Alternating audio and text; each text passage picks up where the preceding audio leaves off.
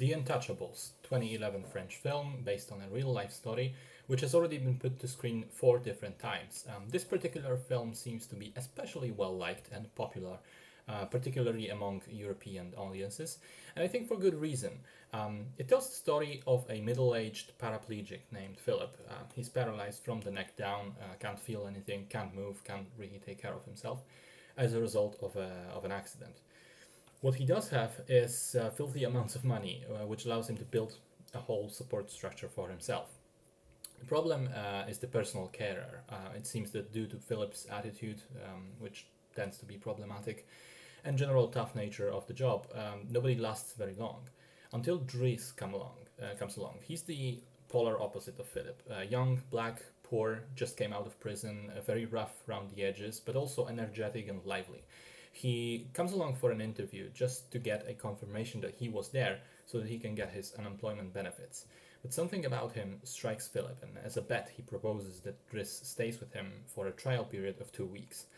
What then happens is a genuine friendship between the two men begins to grow and manages to survive both the lighter times when the two men just joke around, make fun of one another, engage in banter, and have a good time. But also through tougher situations where Philip is in pain or needs other forms of genuine care and help from Dries. The film definitely stands on the shoulders of this relationship. There really isn't like a central drama that would overwhelm the plot and propel it forward. The focus is definitely on those two. And I think it works for several reasons. One, the actors are both very good and have genuine chemistry between one another. Two, the writing is clever and quite funny.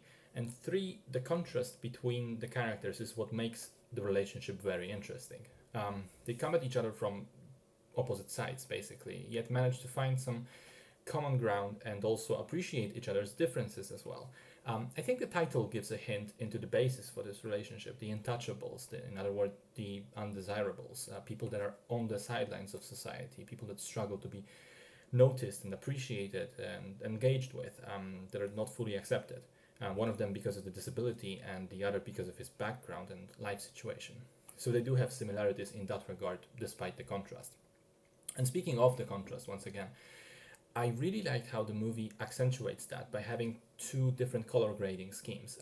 The scenes that take place in Philip's residence and center around him and his life are very warmly lit in hues of orange and brown and red, whereas the scenes focusing on Dries alone in his old neighborhood are washed out blue and gray and feel very cold.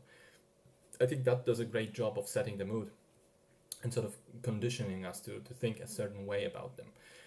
In general, though, there's not really anything to dislike.